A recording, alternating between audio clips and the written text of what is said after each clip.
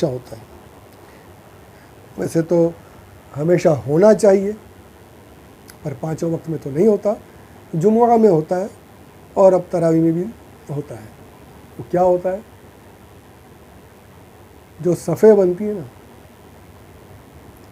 आगे की सफ़ लोग खाली हैं, सहन में खड़े रहेंगे, हरम शरीफ तक नहीं। अरे आ जाओ भाई, अंदर जगह खाली है, अंदर आओ भाई, अंदर आओ भाई, अंदर आओ भाई। काहे को भाई हिलेगा, काहे को भाई हिलेगा तो मर जाएगा ना, गर्दन कट जाएगी अंदर जाएगा तो। आगे की सफ़ों को अगर भरने गया तो मौत हो जाएगी, मर जाएगा वहीं पे। तो मरने से बचने के लिए बाहर खड़ा है, काहे को भाई आगे जाएगा। अच्छा वो भी बहाना भी है, नया बहाना भी निकला है। अरे यार एसी नहीं चलता मेरे को, एसी नहीं चलता मेरे को, एसी में जाऊँगा तो मेरे को तकलीफ़ हो जाती है, तबीयत खराब। वही जिसको मस्जिद का एसी नहीं चलता उसको 3 घंटे का थिएटर का एसी बराबर चलता है कि नहीं। अब सोचिएगा, खुद तसव्वुर करना, ये हमारे साथ हो रहा है कि नहीं।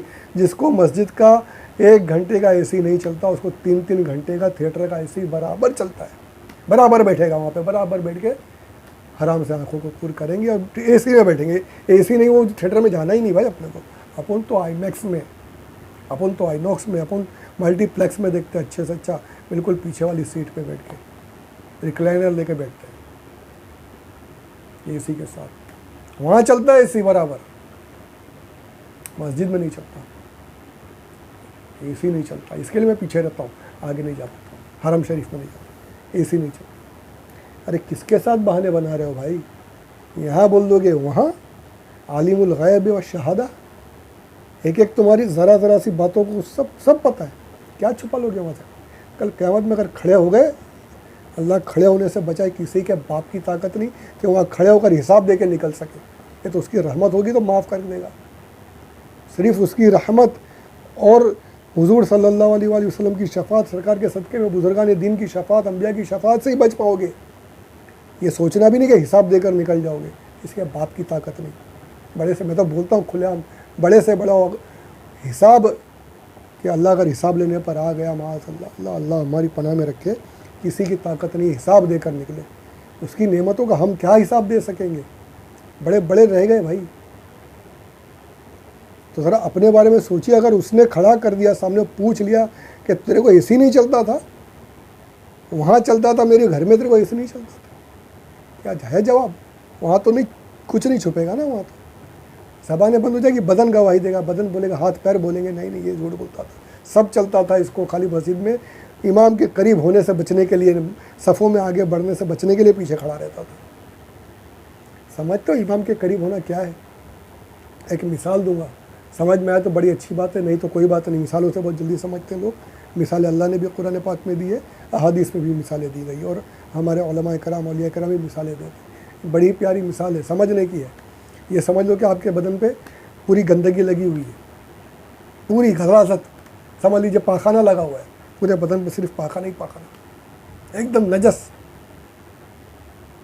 नजासत के साथ आप मुलव्वस होकर खड़े हो। कोई बता कि भाई वहाँ देख, एक ज़ोरदार पानी का फव्वारा चल रहा है, एकदम ज़ोरदार, इतना तेज़ फव्वारा है कि अगर तू उसके सामने खड़ा होगा तेरी सारी नजासत धुल जाएगी, पूरा तेरा बदन साफ एकदम मस्त हो जाएगा, क्लीन हो जाएगा।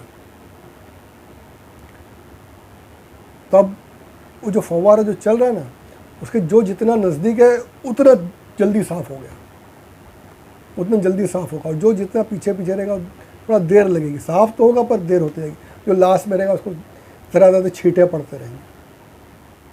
तो जितने नजासत वाले हैं वो उस फव्वारे की तरफ जाएंगे नहीं जाएंगे, उस प्रेशर वाले पानी की तरफ जाएंगे नहीं जाएंगे।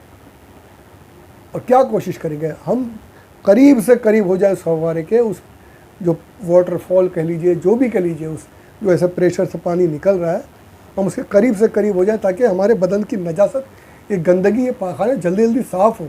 ये सोचेंगे ना कि हमको पानी जल्दी से आए, धुल जाए, पूरे क्लीन हो जाए, हमको ज़्यादा से ज़्यादा मिले और हम जल्दी से साफ़ हो जाए। या फिर आप ये कहेंगे नहीं यार चल, हाँ रहे ना, पीछे खड़े होते हैं, अपन पीछे की लाइन में रहेंगे, कुछ तो आ तो रहा है ना, मिलेगा ना अपने को, 1-2 कतरे मिल जाएंगे, भले नजासत लगी तो लगी, रहने दो यार, क्या करें। थोड़ा थोड़ा साफ़ होते रहेगा, चलेगा। अक्लमंद आप किसको कहेंगे? जो आगे जाकर अपने आप को जल्दी से साफ़ करवा रहा है, या वो अक्लमंद है जो पीछे खड़ा है, आने दो, जो आ रहा है, जो मिल रहा है, धरा धरा साफ़ होता है। अक्लमंद आप उसी को कहोगे कि जो सबसे आगे जाकर उस पानी के प्रेशर को अपने ऊपर ले रहा है और अपने बदन को साफ़ कर रहा है, पूरा क्लीन हो रहा है जल्द से जल्द। उसको आप बेवकूफ़ कहोगे जो पीछे खड़ा रह गया, कि जाने तो ज़रा सा पानी आ रहा है, क्या ज़रा ज़रा मिलेगा, अपन ज़रा ज़रा साफ़ होते रहेंगे, हल्का सा मिलता रहेगा साफ़, उसको बेवकूफ़ कहेंगे।